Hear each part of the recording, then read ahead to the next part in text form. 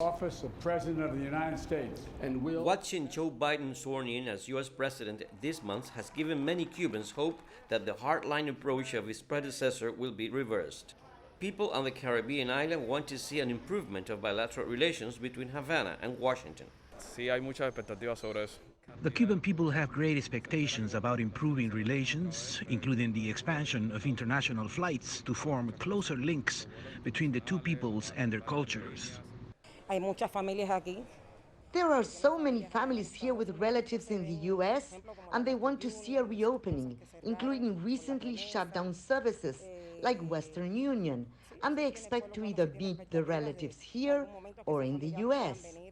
They also would like to see the return of U.S. travelers and cruise ships, which would help the tourism sector, increased cultural exchanges, and the reopening of the U.S. consulate in Havana to issue visas for family visits. During his presidential campaign, Biden said Trump's policies inflicted harm on the Cuban people and did nothing to advance democracy and human rights. Ya el cambio de Trump a Biden es un cambio.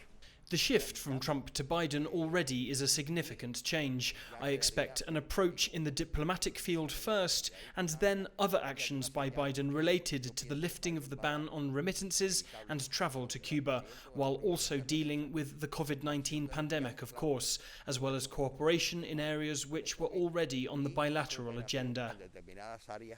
Observers say that any changes, of course, depend on what Cuba does. Cuba tiene que dar señales.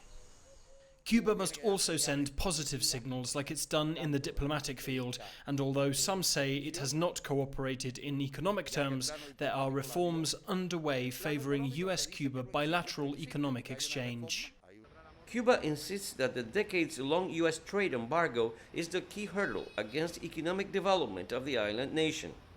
Cuban authorities have reiterated their willingness to hold a mutually beneficial dialogue with Washington on equal grounds, but they will not make any political concessions in return for an eventual ease of bilateral relations. Luis Chirino, CGTN, Havana.